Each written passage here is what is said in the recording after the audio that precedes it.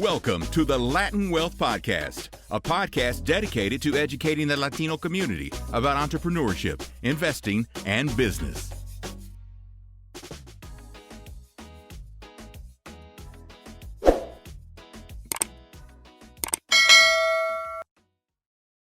What's going on, Latin Wealth family? Welcome to another episode to the Latin Wealth Podcast. Should you keep or sell your real estate property is one of the topics that we're going to jump into today. Whether your property was passed down to you or you've owned for multiple years, we're going to kind of give our insight on what our thoughts are about that. And also stay tuned towards later in the episode, the second half of this podcast episode, because we're going to look at why 90% of millennials have regretted their first home purchase. Yes, I said 90%. We're going to dive into that later in the podcast episode. So make sure you guys stay tuned for that. Again, welcome to another episode to Wealth Wednesday, hosted by the Latin Wealth Podcast. I'm excited to jump into today's topics and discussions. Usually we like to mix it up with, sometimes we talk about crypto and real estate, crypto, stocks, different things and whatnot. I think today's just going to be a real estate episode. So I'm excited to jump into this. And as always, Jeremiah, how you doing today, bro? I'm doing great, bro. Great topics. Obviously the gyms are gonna be flowing. So let's make sure that we, pass this on, share, download, do all the things you need to do here because it's gonna be one of those ones. Yeah, it's going to be one of the ones, and we're going to jump right into it. So, the article that was posted by the Wall Street Journal was titled, "Should We Sell Our Home Now or Wait Until One of Us Dies?" Very interesting article. And basically, this article is about a couple that bought property back in 1989. They paid $80,000 for their lot, and they ended up paying $210,000 to build their home on that lot. And if I'm not mistaken, it was their dream home. It was I think it was by some type of waterfront somewhere, right? Mhm. But anyways, their current home value is now listed at $950,000, which would trigger a $500,000 limit on capital gain taxes. So, with that being said, the question that they asked was, should we sell our home now or should we wait until one of us dies? And I'm laughing because, this couple is at they've obviously lived a long time if they're discussing like, yo, should we keep this joint until you or I die? Um, and it's an interesting discussion because, these are things that maybe people are not thinking about, as they're married or maybe as they've been living alone and they've had property and whatnot. Some of the numbers on the capital gains in their area, and the reason why they're trying to debate like what should they do is because the top rate for long-term capital gains is actually 20% plus a 3.8% surtax can be applied for high income filers. And I mentioned that they are in North Carolina. So very, very interesting stuff. We're also gonna hit on like, hey, what if I had some property passed down to me? Like, what should I do with it? But the article and the story, Jeremiah, what was your thoughts about it when you went through it? Yeah. The overall thought process came the lack of estate planning or estate planning knowledge that we think about as a people, specifically Latinos. And this is just American public, actually, not even just our group of people, but America in general. We don't estate plan, right? And what is estate planning? It's essentially understanding that when I pass, what allowable or interest gained or what taxable entities am I leaving behind for my heirs, and how does that play into basically the taxable culpability? What are they going to have to pay? So a lot of people don't plan out the estate planning and sit and think about how much the house has gained in equity, right? Or the way that that's going to end up moving you over into being in a higher tax bracket. Taxes themselves are changing in 2026. They go back to the pre-Trump, the pre-Trump era of taxes. There's going to be an additional quarter already of taxes. So imagine someone passing, you get that additional quarter, and now you're, let's say, like in this example, they have basically $700,000 that they've made off their house. Mm-hmm. Now, you can only go up to 500,000 of a married couple, 250 if you're single. So you got an additional $200,000 worth of tax culpability, and then that's like 23%, right? And that's not to mention whatever else that you got to pay. And so what ends up happening is a lot of people just they feel lost. And if you're in your 70s, late 60s, 70s, probably like this couple, if we're looking at age or whatever, in their 70s, going probably headed towards their 80s, it's like, I can't sell the home right now because we can't afford to pay the taxes. That's going to eat away anything that we have left, in as far as retirement goes.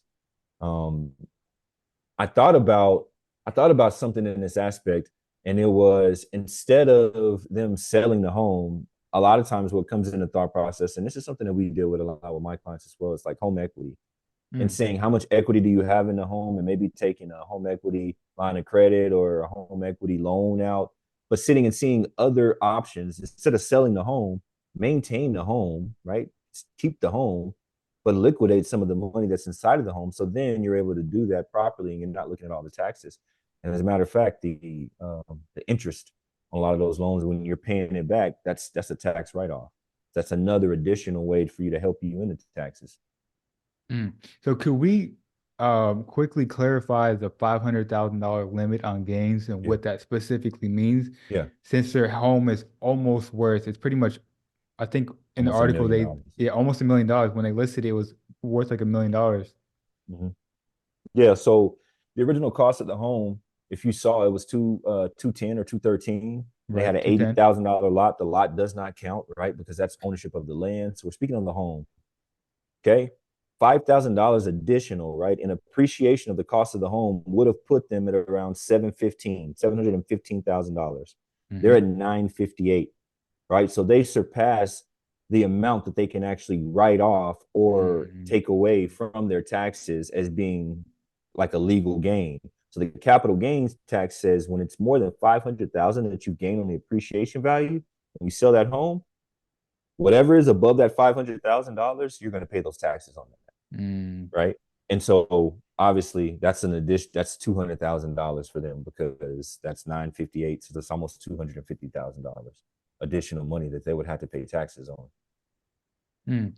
And so I don't know if you went through the whole article, but I don't think I've seen anything about, correct me if I'm wrong, about estate protection in there, estate planning in there.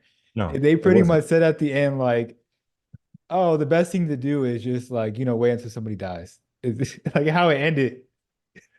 That is not the best. That is not the best thing to do. But yes, that is how it ended. They were like, well, just basically wait till someone passes. That's the easiest way to deal with this. I was like, and it's the easiest way to end this article. That's really what it was. It was not the easiest way to deal with this issue. Like by no means is that the easiest way. Putting something off, and this is just universal, right?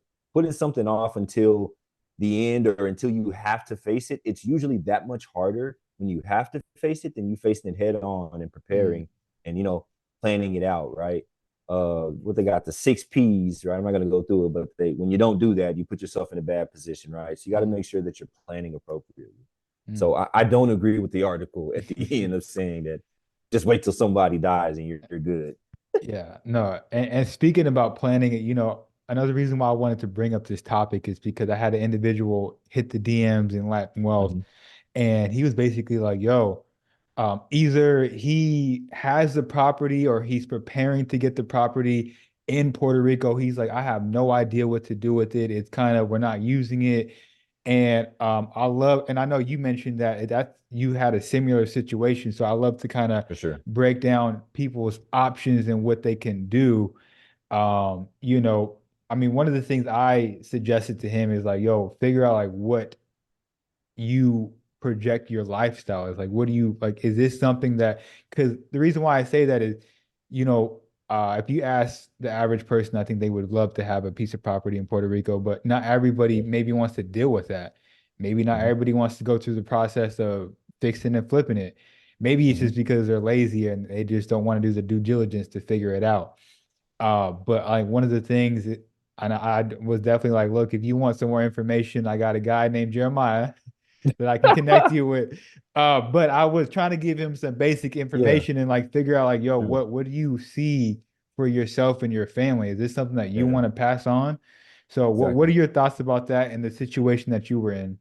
I think that you gave him some very, very potent and very relative, right, advice for him. Like, what do you want to do with it? Because it doesn't matter really what the best thing to do overall generally would be. It's what you and your family, what dreams you have, what financial goals that you guys have for your family. I would say that people have to understand real estate is a local game. So if Mm-hmm. I'm inheriting property in Texas, it's not the same as me inheriting in Connecticut or Facts. inheriting in Wyoming. And so you have to understand the local laws and the state laws, right, that apply to that property. How long can you stay out of it without certain taxes, right? Are there certain things that have to be upkept? Because so there's all these different things to understand. One thing I'll say about, in particularly myself, like with Puerto Rico and inheriting land and stuff like that. If you have family or if you're inheriting land from Puerto Rico, I would tell you my opinion, but for me, keep the land. Why is that? Mm-hmm. There's something that's very important. In Puerto Rico, unlike here in the United States, when you inherit the home, you don't inherit the lot unless your parents, Mm-hmm. right, farm or whatever, they own the actual land. The Interesting. majority of us, you own the home, you don't own the land, and so you're paying taxes essentially on the property tax, right? Because you don't own the lot, you don't own the land really, you just own the house. A lot of people don't know that. In Mm-hmm. Puerto Rico, it's a complete deal. It's both. You Mm-hmm. own the whole thing, right? And so it's actually you owning land and owning a piece of Mm-hmm. that island. I would tell you like this: take your time, do what's best for you and your family. But if you can avoid selling it, avoid selling it. Figure out ways to properly set it up. Obviously, Airbnb is there. There's all Mm-hmm. these different factors, property management people that you can get with. I don't have money to do that. Okay, then you need to sit down and develop a plan. But what I'll tell you is that understanding homes usually appreciate in the future. And so the thought process should always be like, okay, I'm gonna keep this home and then I'm gonna what? I'm gonna elevate myself a little bit later and use it, maybe if it's gonna be from home equity, or maybe I'm gonna use it for Airbnb. But you have to think Mm-hmm. a little bit more in the future. And I think a lot of times people really don't sit and think about what all the home could be used for in the future. It's a great Mm-hmm. pathway to generating wealth for you and your family. Or maybe in 50, 60 years, your grandchildren, it fits them perfectly and they go back home and live in the home and fix it up. Mm-hmm. 100%. And I think the guy that reached out to me, he wasn't trying to get rid of the property. He was trying to figure Okay. out like what are my options? What can I do Yeah. with it? Definitely let him know like fix and flip, Yeah. Airbnb, rent it out. But let me ask you this. If you were to fix it up and then sell the home to somebody, right? Yeah. Does that mean he's selling the land as well? Or he He just is there a would. way to just okay, so there's no way So to separate the two. there is a way to sell the home and not the land, but that gets very tricky in PR Yeah. simply because of the way that it's structured. It's very different from here. And so what I tell people is a lot of times, a lot of the land and stuff that you have, it's prime real estate. I mean, you probably have various different streams of income on that land. What do you mean by that? Well, there's banana trees, there's coconut Hmm. trees, some people had sugar canes that just grew up, right? They didn't develop it, but there's sugar all over. Like there's coffee in some place. Like, and so there's just all these forms of income that maybe you never went and put your eyes on. And so you have to be very cognizant of, you know, what you have on the land. Before you say I'm Mm. just gonna sell it, you got to know everything that you have. And so I would say get to, like you said, figure out what it is that you want to do with your financial from the family's goals, but also take a visit. You need to go and actually put eyes on it and physically see You what you're see where giving it's up. at. Yeah, yeah, Yeah, for for sure. sure. No, I love that. And it's funny because this individual, he probably around the same age as me, a millennial. Yeah, And the transition a little bit, a recent study came out that 1 in 3 millennials are delaying home buying as rates rise. Now, yeah, I mean, this article, we'll link it down below, but this article has so many different statistics and numbers about everything. It was a lot.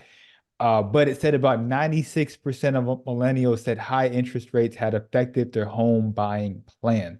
So with the yeah, high interest rate, basically everybody's like it affected them some type of way, whether it was good or bad. And then it also said a stunning 90% have regrets about buying their first home purchase, right? Which was up from 82% in 2023. The most common regret is a bad location, followed by a bad neighbor, and high interest rate. So that's interesting. But, and I'm gonna get Jeremiah in here in a second. On the flip side, there's still some millennials, and we were talking about this before we hit record, that have high desires to be homeowners, right? Yeah. For their dream home, it said that 79% of millennials would pay above the asking price, including 11% who would offer $100,000 or more above the asking price. Pretty sure those people are from Cali. Definitely. Right? Definitely. And it's interesting, and congruent with that, I mean, a lot of millennials have high debt. So Yeah. despite them having a significant amount of debt, a significant amount of credit card debt and things of that nature and low savings, they still want to be homeowners. So very, very interesting, like ends of the spectrum. And you brought up a great point before we hit record. You said, so what year does the millennials fall in? You said it's 86 to Yeah. around So it's 95? it's 80, it's 80 to 96. It's the 80 typical. to 96. So that's 16 years, right? Mhm. So you can definitely see how maybe the older millennials are like, yo, we want home ownership, Yeah. opposed to the newer millennials that are more in the 90s, mid 90s. They're like, we're not in a rush to do this right now. The interest rates are high. We're not gonna fool with this right now. So I say Agreed. all that to say this was very interesting. I want to know your opinion on this. No, I mean, we can attack or discuss first the millennials. Like I said, the older millennials are the guys that, are in the early 80s. They're in their mid 40s now. So you got to Hmm. understand the difference here. The thought process with someone like that is their parents are baby boomers, most likely, right? Hmm. So what they've been engraved in their head or indoctrinated is to buy a home and have two kids and white picket fence and live this lifestyle, and that was the American dream. But for the mid 90s guys, like the tail end of millennials, that's not the case because it just doesn't make sense. Most of them grew up in a digital age. There's Hmm. information overload. There's a lot of information, and they were just more informed. And they're like, yeah, I don't think that that's a wise decision. Probably for the past, I would say the past 2.5 years, I've been on my like pulpit basically and telling people, don't be fooled. I mean, I'm just gonna be honest. I'm not for home purchasing, have homes and stuff, but that was in a different. I'm a little bit older. I'm Hmm. not gonna say. I'm gonna say I'm seasoned. I'm one Hmm. of those older millennials, but I'll tell you that if it came between me investing this money into real estate and me putting it into a different entity that could take that money and flip it 3 to 4, 5 times and it would inside of a home, I'd take the other option. For sure. Rent is cheaper than home ownership right now. It is what it Hmm. is. You can say what you want, but that just is what it is. It's a fact right now. You're And right. so I think people need to sit and look at the numbers. I think we don't need to get caught up into what we were taught or what culturally has been engraved in us and ingrained in our brains to think. And I think just looking at those numbers, you can see there's some real buyer's remorse. There's real regret because Mhm. the home is the biggest thing that you purchase in most cases, and it can cost you everything. It can put you in a very bad place. And I think a lot of those millennials, they're experiencing those bad places that it can put you. I mean, a lot of people lost a lot of jobs during COVID, and the home that was their dream home, it turned into Mhm. their nightmare because it literally, put them in a bad place.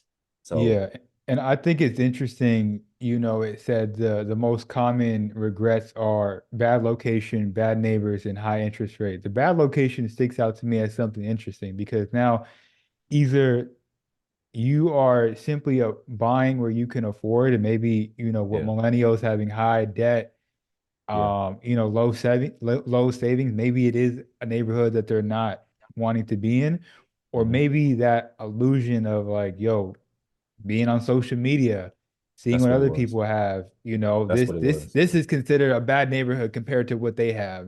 That's really what it is. Yeah. I mean, any neighborhood there's no such thing as a bad neighborhood, right? There's the people that live in it because we've learned that time and time again through gentrification. If you don't understand what that is, look that word up. But gentrification is basically where people come back in, kick Very the true. the natives or the people that have been living there in a quote unquote ghetto or a bad area, and they come back in and now everything is millions of dollars a piece. Penthouses with millions of dollars. They did it in Brooklyn. They do it in every major city right now. Houston, no matter what city you go to, gentrification's everywhere. And so we can't say the area is bad. We can say that our intentions and the value we're currently bringing to that area isn't present, right?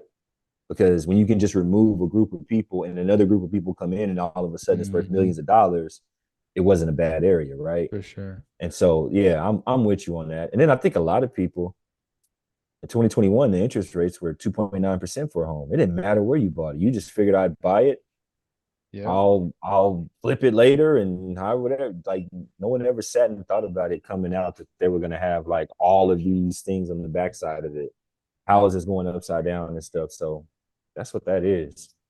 What do you think about what they said in the article? They said, and towards the end of the article, it pretty much said, the way, and I'm quoting it, like the way you should look at your first home purchase is a stepping stone to your dream home. What do you think about that?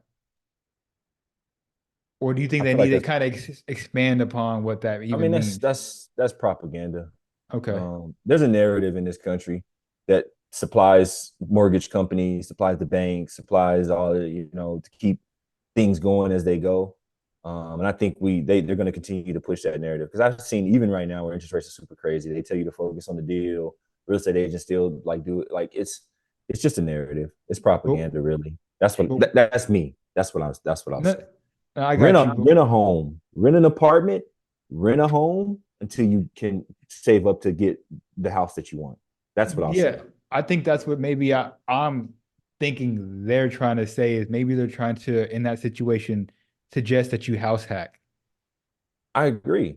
As you You know what I'm should. You saying? should just house hack on just because you got money, you shouldn't be paying. Like, you should house hack regardless. I Yeah. completely agree.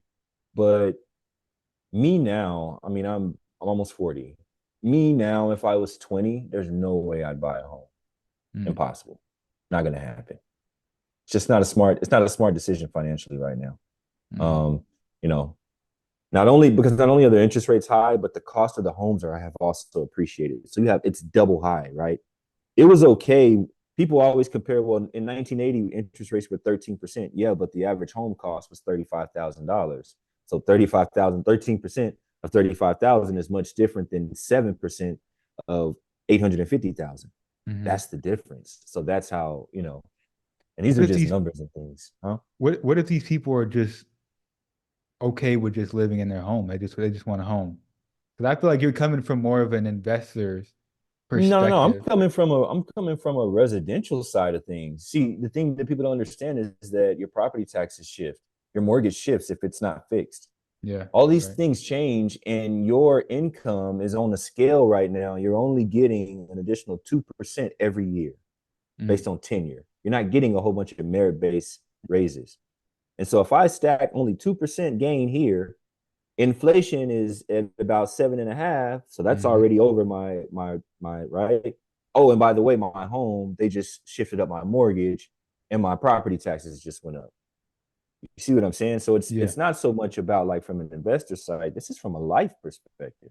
I don't Mm. think people are sitting and thinking about it in the overall whole. You just want to be happy living in your home, but how are you happy if you're broke and you can't keep the lights on? Yikes. Mic drop. No, you're right. No, I love that perspective. I love that you broke it down. And it's funny because we were speaking about a book that we're starting to read. It's called Your Next Five Move by Patrick Bet David. Yeah, And I mean, we just started reading the book, but it's interesting because in the book, he's talking about like, yo, most people they don't even know what their the next two moves, the next move that they're gonna make for their life. super And simple. he's saying, as like an intelligent investor, as a successful entrepreneur, he believes you should dial down the next five moves for whatever that is. Now, like I said, he's gonna break it down in the book, but I'm saying that to say like what you just said, like, yo, look at it holistically, zoom out, whether you want to buy a property, whether you have a property that's been passed down to you, zoom out and see like what are some different ways that we can benefit from this property or yeah, I mean just looking at it from a bird's eye view. You also got to think about sometimes the blessings that come to you isn't for you. Mm. You know, sometimes Yeah, it's for the next generation or for 2 or 3 generations from now, right? that's And for you have sure. to be able to have that vision to see it long term and say, maybe this blessing isn't for me and us right now. But if I keep it in the family, who knows Mm. if they may need that home? What if someone's homeless and that turns into a place where people can, you can just get to Puerto Rico, I got a home for you. It's already there. It's all paid for. You don't got to do nothing. Just go live off the land. Like, and so you have to sit and you got to think about things in a holistic view. And I always tell people this, and I tell my clients this when we're sitting down. Hey, I want you to understand that we plan for 7 generations in the future. When Mm. I sit down with you, I'm planning for 7 generations up. And you teach your kids to do the same thing. What happens is for an eternity, your family continues to have wealth, continues to build. So it's not so much about what's going to benefit you right now, you and your wife, right? Or you and your significant other right now. Sometimes it's not the blessing. And I know that's weird. People are like, what do you mean? Well, sometimes it's not for you. Sometimes it's for your children or grandchildren. And you have to be able to accept that and say, I'm going to do the right thing for them for the future. I agree with that wholeheartedly because if you look at our ancestors and what they went through, they could have just threw in the towel and gave up, but they had the bird's eye view to say in seven Yes, generations, Jeremiah and Chris gonna be sitting on. I don't exactly. know if they knew about Zoom, but you know what I'm saying. They know that they're Yeah, going to be free and be able to do what they want to do. So let's exactly. stick it out. Exactly. And that's what I want you to do. And now, so instead of slavery, right, and physical chains, Right. help your children and grandchildren of 7 generations to remove the financial chains, the mental chains, Mm, right? Help them to be stress free and be able to live as they please. mm. Man, that's it. That's all I need to know from today. Episode. So yeah, we're gonna link the two articles in the description of this podcast, or if you're listening on YouTube. If you learned anything or gained anything from this podcast episode, it would mean the world to us if you can share this with one other person that needs to hear this episode or more conversations like this on Latin Wealth. It would truly mean the world to us. And as always, as a Latin Wealth family, and we'll catch you guys next week. Peace. Peace, guys.